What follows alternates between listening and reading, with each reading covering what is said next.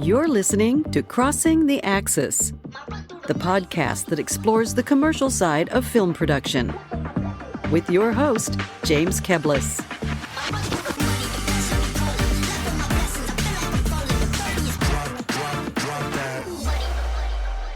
Welcome, listeners, and thank you for tuning in to the show. Today, we embark on a journey into a realm that, for many production company and agency owners, feels about as daunting as walking through uncharted territory. It's the world of sales, a realm fraught with challenges, but a dense jungle every creative explorer must navigate to bring their business into the light of success. But let's face it, for those whose compasses naturally point towards creativity and artistry, the landscape of sales seems about as inviting as a cold call during the final moments of a sunset. For many company owners, it's the dirt under the nails of an otherwise rewarding career in the creative industry. It's a path filled with obstacles, rejection, competition, and the relentless quest for leads that many would prefer to bypass. But then comes the unsung hero of the adventure, the sales rep. Imagine this intrepid explorer, not clad in armor, but equipped with a phone, a laptop, and a voracious BizDev appetite, venturing into the wilds of sales on your behalf. They are hired scouts diving into the depths of your target market, brandishing their map of leads and contacts, and using their industry expertise to get you in front of the best opportunities. But an experienced guide has their cost, and this invaluable service carries its own price tag. So, is the price of the guide justified by the treasures they might uncover on your behalf? To help us navigate this rugged landscape, we're joined by a seasoned explorer of the sales wilderness, Doug Stephen. With more than 2 decades of experience in commercial film production world, Doug has traversed the valleys of rejection, scaled the cliffs of negotiation, and emerged with the precious bounty of opportunities for his clients. Together, we'll explore the real essence of partnering with a sales rep, the investments, the rewards, and the profound influence it can wield in your company's journey toward success. So lean back, adjust your headphones, and join us as we decode the sales rep enigma. Doug Stephen, welcome to the show. Why, thank you very much. And that was very poetic. I'm impressed. Does the expert scout metaphor work for you? You said the word essence. I just love that word. Good job. Yeah. So often these intros are all about the bio of the person, and it's just kind of this boring script. So I try to spice it up a little bit. No, that was entertaining. Nicely done. Yeah. I'm so glad you're here and talking about this. I got to be quite honest. There's a lot I don't know. I've always wondered about the sales rep. So this is a bit of a learning experience for me too. And I want to dive into all of the details on this. But before we begin, it's fun because you and I have met for about a year now. And when we started talking, we realized we had this background in music and all this other world and kind of landed in film. So I think it's a fascinating story. How did you get into this business to begin with? Yeah, it's interesting. And these origin stories are always fun because most people don't have trajectory of planning in advance to get into advertising, much less becoming a rep. And you just sort of fall into it. And I sort of fell into it. I mean, I grew up outside of San Francisco and planned on being an archaeologist since I was a kid. And I went to college to get a degree in archaeology. And then after college, I decided that I wanted to move someplace else. So it was either Chicago or New York. And I moved to Chicago and played in bands. I played in bands my entire life. And so I just moved here to play in bands and fell in the scene right away. And it was great and had lots of wonderful successes on a relatively large scale. And then realized that there's no way you're going to make money doing this unless, there's just really no way. And so I had to get a day job, a real job. And a friend of mine worked at a company which was called eCreative Search. Company's now called Source Creative or something like that. It's merged and all this stuff over the years. And so I got a job in the research department there. And so advertising agency producers would call me or email me and say, who directed the spot last night with the dancing baby in it? And I'd be like, oh, that was Bruno Van. He's at Believe Media. It was easy for me to understand this aspect of commercials because I did that with music my entire life. Like this record was recorded at this studio. This session guy played bass on that. The album art was done by blah. Just being a music nerd transferred very well into becoming a commercial commercials nerd. Oh, that's interesting. I can see how that works. Yeah. It was an unknown I did not know until I got into it. I'm like, oh, this is so easy because I'm going to nerd out about all these directors and all these agencies in the exact same way. Yeah, you're using the same muscles. Totally. And surprisingly, the passion was there too. I mean, I know that advertising, people are trying to sell you on something, but my viewpoint this entire time is like, we're making films, they just happen to be selling something, but it's the exact same process. And you're working with immensely creative people who are far more creative than you are, on a daily basis. And so that's how I got into, I eventually ended up running that department. And then at some point, there was some, whatever changes that happened. And I decided I was going to look for a different job. And I interviewed with advertising agencies in Chicago to be a producer because I figured out with this knowledge that I have, like, I'll just do that. I was even offered a job and I decided that I didn't want to do it because it just felt like maybe this isn't the right thing for me. And this entire time, colleagues of mine have said, you should be a rep. And I, the word rep has a negative connotation. And I was like, there's no way I'm going to be a rep. That's like they're sleazy and they're salesy and they're pushy and they're untrustworthy and all this type of stuff. But enough people told me to do it, and I had enough contacts so it was actually capable of doing it. And so I did some informational interviews with established reps in Chicago, just to what is it that you do and how do you go about it? And a few of them really, really impressed me. Very intelligent, thoughtful, strategic people. And so I did it. I just quit my job, called a bunch of production companies that I knew and said, I'm gonna start repping in the Midwest now. And they're like, cool, you can be our rep. And that's how it happened. It was 2007. Total market crash. So, there was a part of me that was worried that I didn't know what I was doing, but it was more that there was just not much going on because of the economy at the time. But I'm glad that I stuck with it. It's been an absolutely wonderful career and I love it. I imagine you're from Chicago where there's territories are a big thing. When you say I'm going to be a rep and go into the Midwest, did you have to negotiate with other reps and all come to agreements? And do you all work together? Do you have a secret handshake or something? Well, it's funny that like the territories are already well divided. Like for decades, they've been divided between East Coast, Midwest, and East Coast. Sometimes there's a Southeast or South, but for the most part, it's either West Coast, East Coast, or Midwest. And those territories are clear. The territories meaning the states are clearly defined, way before I got involved. So, but, really it's mainly cities. Like I talk to the advertising agencies in Chicago and Detroit and Minneapolis and Kansas City nearly every day. And then there's other ones like there's, Milwaukee and there's Cincinnati and even Madison, and other cities besides just the largest ones, but the entire Midwest, I cover the entire Midwest. Tell me, is there a difference between a sales rep and a sales agent? Well, it's an interesting question because, as I mentioned before, that rep is a bad word for a lot of people, and there's been a movement over the last 10 years, I would say, maybe to sort of try to think of a new term besides rep so that it doesn't rub people the wrong way. Agent has come up a lot. Technically, I would say an agent is different from a rep. An agent usually is the person negotiating the deal with whoever we're working with and sort of managing a director or a photographer's career in a way that is much more controlling and in the weeds. A rep is someone who knows how to solve the problems that an advertising agency is going through. I don't negotiate anything. I don't have any say in how this commercial is going to be produced. I don't have any input about the rate that we're going to pay a director or anything like that. An agent usually does. However, that said, lots of people are calling themselves agents now because it just sounds cooler. Right.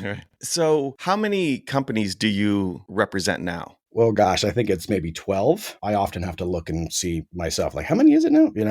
But I think it's 12. And they're it's production companies with rosters of directors. It's a music house that makes music for commercials. It's a editorial company that has editors who edit commercials. There's a motion graphics company that does, CG, typography and all sorts of things like that. And I try to sort of develop my roster and curate my roster to be able to have a solution for every aspect of the pie chart when we're looking for talent to help us produce a commercial. So, and part of that curation is an essential part of a good rep, by the way, but it's also, you want to have a reason to continue to have a conversation. If I only had directors, it would stop there, but I want to continue the conversation with these advertising agencies after we talk about directors. Let's talk about editors, let's talk about music. Let's talk about, the graphics. Let's talk about the finishing, whatever, things like that. I like that well-rounded approach.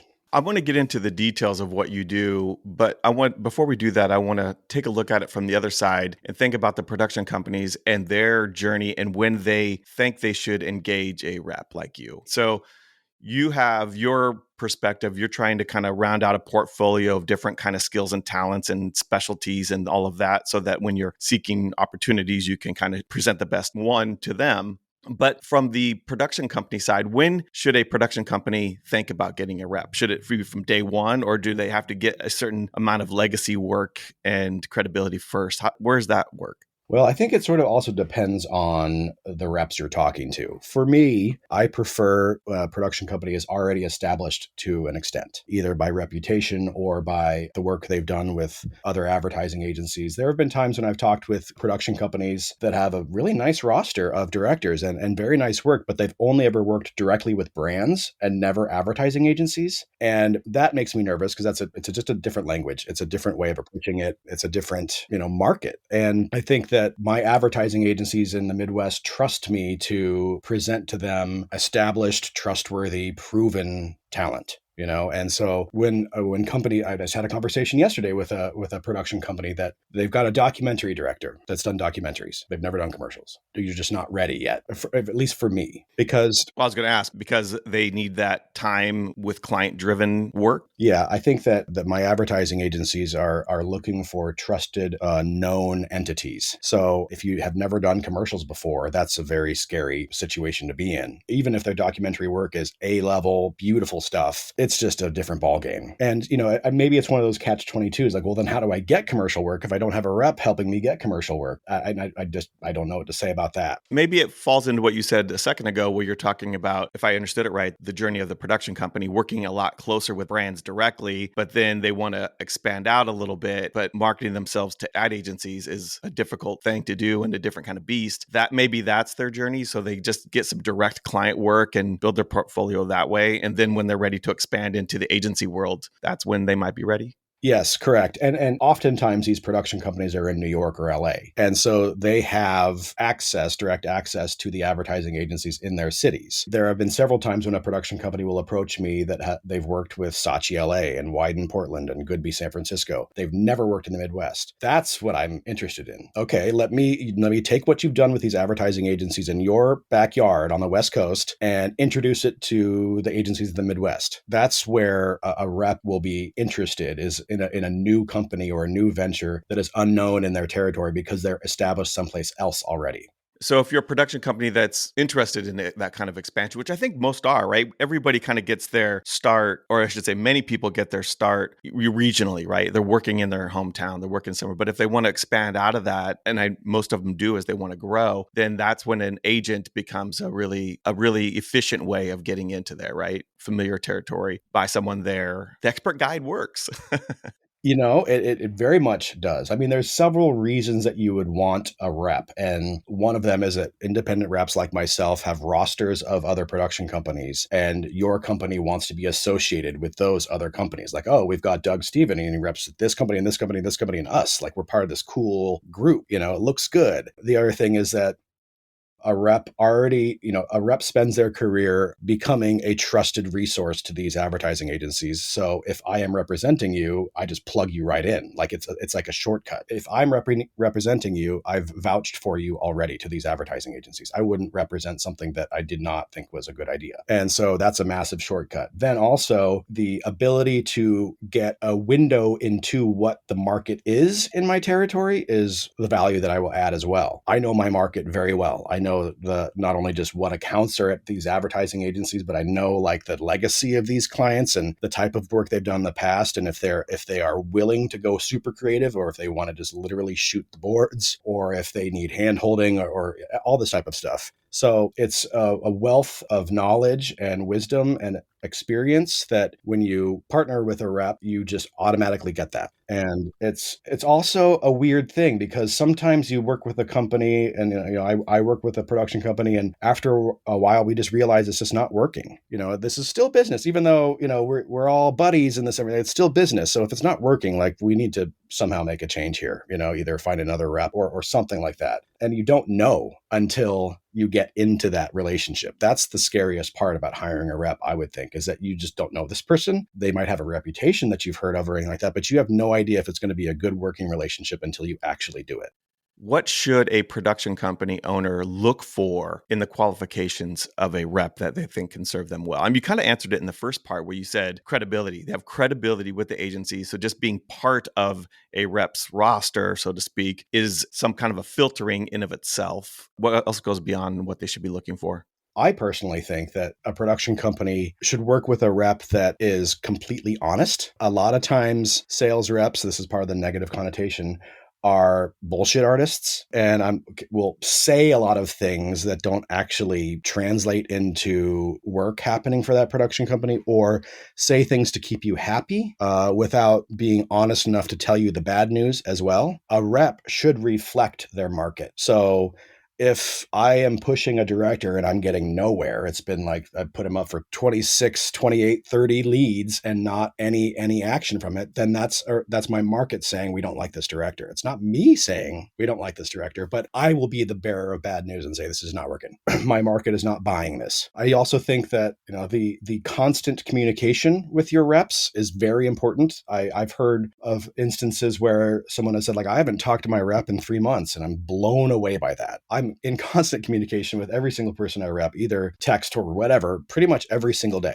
And that constant communication, it's why I call my company Doug, Steven, and Partners, was because these are the people I'm partnering with in order to make a successful whatever it's going to be. And if you work with partners and you never talk to them, that is bizarre. The other thing is that there are some times when a production company will choose a rep just because of the other companies that rep has on their roster. I've lost several, I've gone after certain production companies and lost because they went with other rep that has a sexier roster. But I know for a fact they're not going to get any attention. I know for a fact that they're not going to be presented in the market in a way that will actually help them grow. And I would absolutely be wary of choosing a rep just because they have some such and radical and smuggler. It's cool that you're like at the party with the cool kids, sure, but you're not. There's a chance that you will not actually get the strategy that is needed in order to become successful in the Midwest. Don't just choose a record label because they have Beyonce, right? To get the music metaphor going, right? Are they going to work for you or not? That's what matters. Yes, exactly. What are there any specific kinds of questions that a production company could ask a potential rep to find out if they're honest or not? Well, that's a great question. I remember talking to a rep many years ago, and this is during the informational interview thing before I was doing this. And I said, what percentage of all the jobs happening in the Midwest right now would you say that you are aware of? And he said, all of them. I know about all of them. And it was like, ding, ding, ding, ding in my head. Like, that is not true. I think that one of the things that I value about the honesty, back and forth, is that if I don't know, I am perfectly happy saying I have no idea. If I were to be asked, like, which advertising agencies are looking forward to more experiential work this year, I'd be like, I don't know. I don't know. I can start asking around, but I don't know. Asking about strategy as well. Like, if I were to be working with you, what would your game plan be for me over the first year? And hopefully that's just second nature to a rep. They're like, well, first I would do this, and then I would do this, and then I would do this, and then I would do this. There is at least some sort of skeleton plan of attack. I also think that there's a perfectly valid question to ask, like, what's your day-to-day like? Are you seeing people in person? Are you going out often, or are you just doing emails and phone calls? Where would you say your best relationships are? Things like that.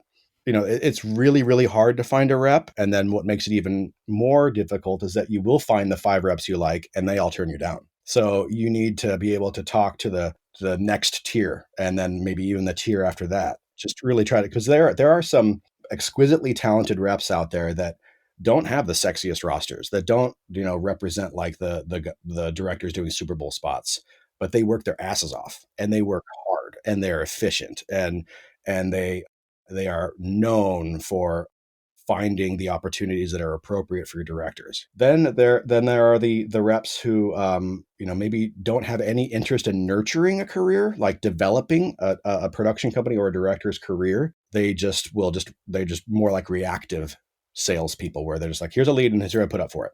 I would say that if you are not Smuggler, and if you are not MJZ, you need to be very active with what I call proactive sales, meaning you've got to create a fan base out there. These people have never worked with these directors before, but you need to sort of, market them and represent them in a way to make people really think they're amazing, and want to work with them at some point, So what tools are the reps using to create that fan base, right? Like emails or what other kind of communication they're putting out there that gets you in front of people and starts generating a buzz, right? Yeah, exactly. And a lot of it is, I might identify the 25 people that I want to talk specifically about this one director, and I want to just talk with them about that. And I know these people, so I of course talk differently to each person, or I email differently to each person. It's the cut and paste game with emails is a kiss of death. You just can't do that. Of course, it takes a long time, but it's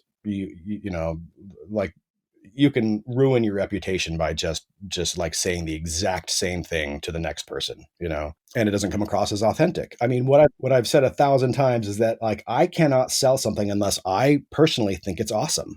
If I don't think it's very good, I will probably end up saying, I mean, this is all right. Do you want to look at this guy? It's all right. I need to really authentically say that I think this director is amazing. Does it really matter that they're regional versus if a rep says, oh, represent the whole country, I shop you everywhere? Or is regional a better approach if there's two options? Regional is by far better. There's too many people to know in the entire country, and there's too many people even in your own regions. I mean, I don't know everybody, and I don't have relationships with everybody. I think that if you talk to reps who cover the entire country, you will be sacrificing an element of relationships. And I really do. I will fall on my sword that the reason I am being paid to do what I do is because I have relationships, not because I'm a connector, not because I know how to bring together blah, blah, blah, blah, blah, all these like buzzwords on the about sections of rep sites. Really, it's because I have relationships, trusted relationships with people who make decisions. That's why you're paying me. And so if I'm saying I can cover the entire country, that's I would say literally impossible to do. Well, that's really sound insight. But here's the big question. This is the one that every listener's been waiting for me to ask. How much does it cost?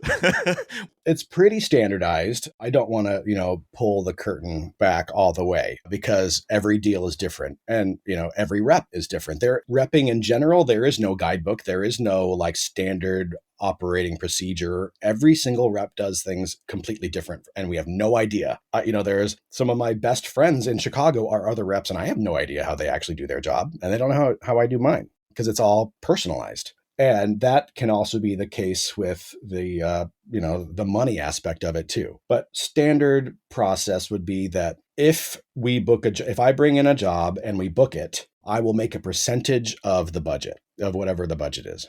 That's in a nutshell. I mean, it's much more detailed than that, but let's say, I bring in a Kellogg's job and the budget for production is $250,000 for a 1-day shoot.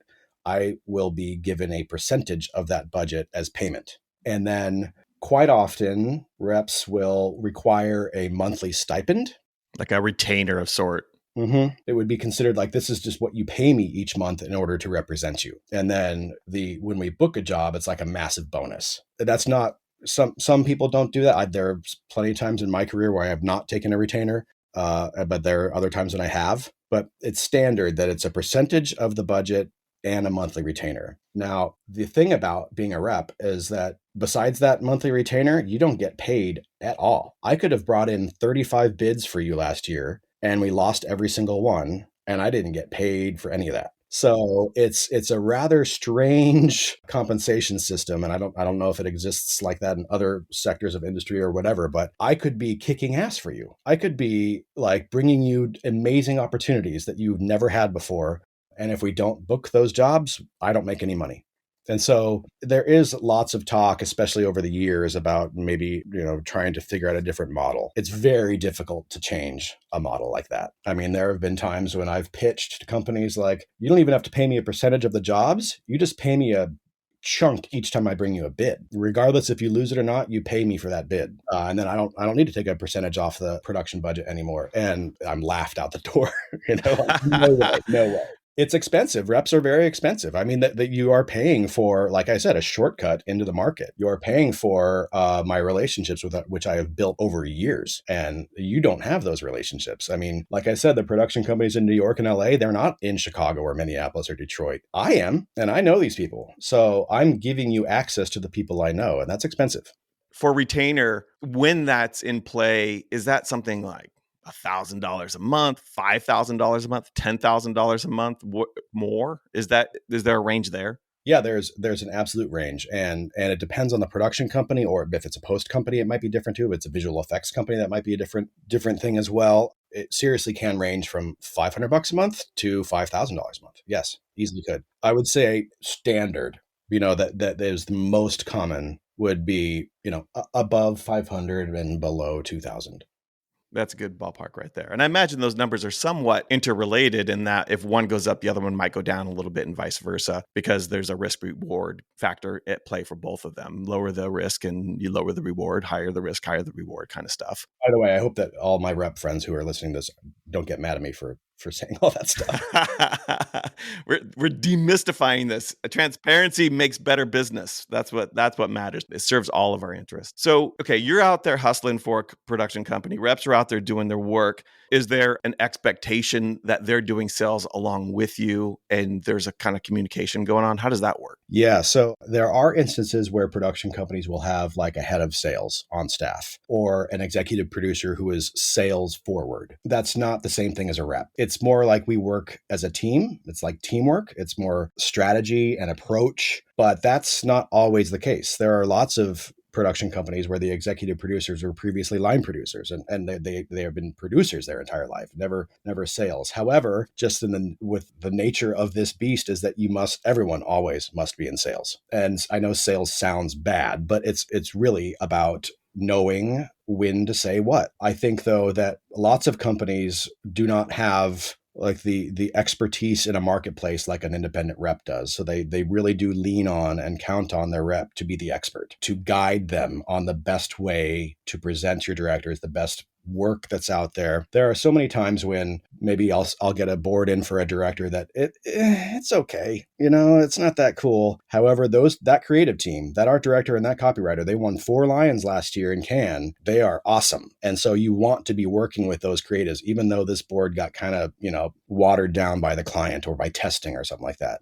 And then there are other times when maybe it's an amazing board with an amazing client, with an amazing agency, and they don't have any money to do it. And we will collectively decide that we're just not going to make any money on this because we got to do this, and myself included. I always like to say, like, it's my reel too. I want to have the coolest reel out there too, just the way a director does. I think that the executive producers that come from sales or have sales experience have the confidence to be able to really talk about their directors and talk about their company with people in a natural way, and put it in a context that is relevant to whoever we're talking to at so-and-so agency. That partnership, that teamwork is advantageous. And I love that. I mean, there are so many times when we've brought in a project because I had my, idea about how to do this, and the EP at the production company had an idea how to do this, and we sort of combined them together and it worked. There was a massive Ford job we did a couple of years ago where we were pulling episodes of this TV show that this director did and cutting out clips of it that were speaking to the storyboards in order to get that in. And we got it. And it was a big win. That was me and the executive producer working on that. I had the question, but I feel like maybe you've answered it in some way about, I'm kind of always concerned about, having middle people in a transaction, and would a rep be seen as an unnecessary middle person in a deal where they could work directly with the production company, an agency could work directly with a production company themselves. But after listening to you, I'm rethinking that, in that there's the vetting part, right? That we're defined by the people we keep. And if you keep good people, there's someone that could be trusted. And therefore it's in my interest, business interest, and all of the creative interest to work with you and to find out who you have. You've also made me realize that it doesn't cost them more money. You're not taking a fee for them coming to you. And since you're taking it from the other side, it should theoretically not cost them any money. Are there any other friction points where it's not advantageous to have a rep speaking to clients versus you speaking directly to clients, or the clients just calling the production companies themselves? Do they prefer to work with you?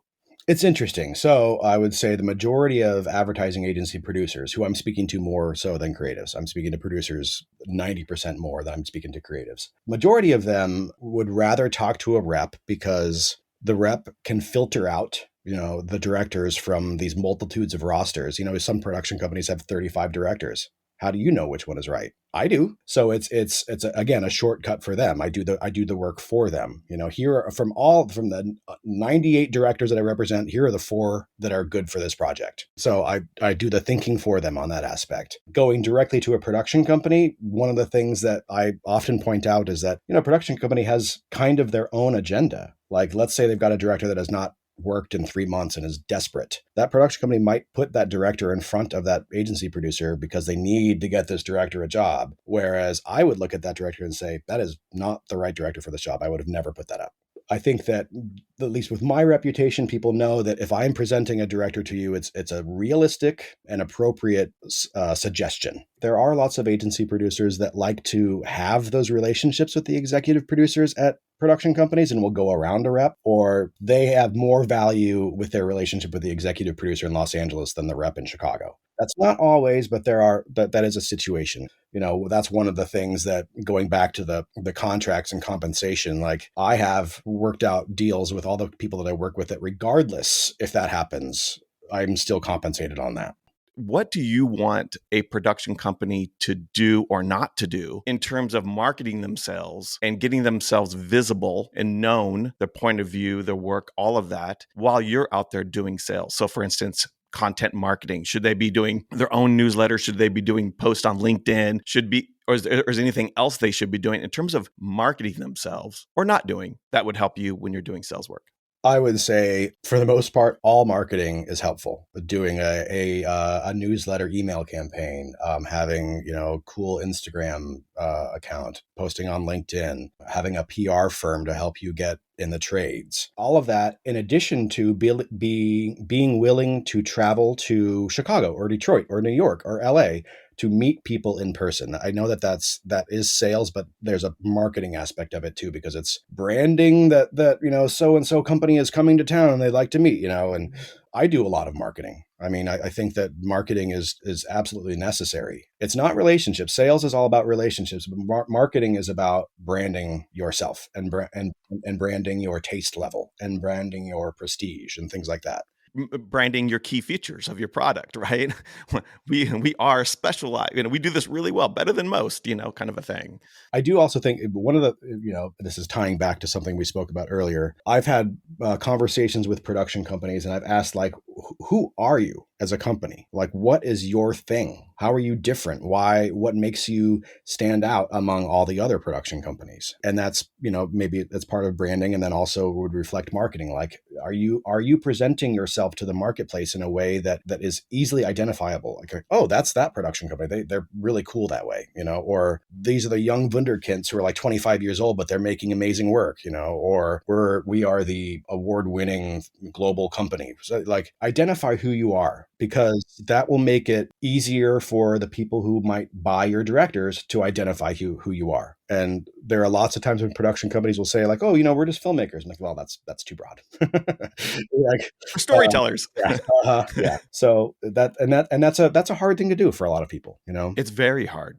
I now you're getting into my world, and that's what the first thing I do when I take on a client is like, okay, so are you prepared to be a specialist in who you are? I always kind of give the metaphor of sunscreen. If you make a sunscreen that is hypoallergenic, right? That is got some features in it that are really different than everyone else, or for a particular type of person that needs those things, you would market that on your sunscreen so that people could easily find, if they are allergic to something, they could find that you don't have it. And that's a thing. Yes, you are sunscreen and you block the sun on anybody that applies it on them, but you're especially good for this type of person that needs this type of thing. And you want to express that key element, the thing that sets you apart, so that people that are looking for that can find you. Because if they can't see it, you're just going to become invisible. And that's the point from which I think all the marketing should come from. That's where you really talk about yourself. That's where you share your point of view from those key things. It's not the only thing you do. It's the thing you do better than just about anybody else. You'd be hard pressed to find others.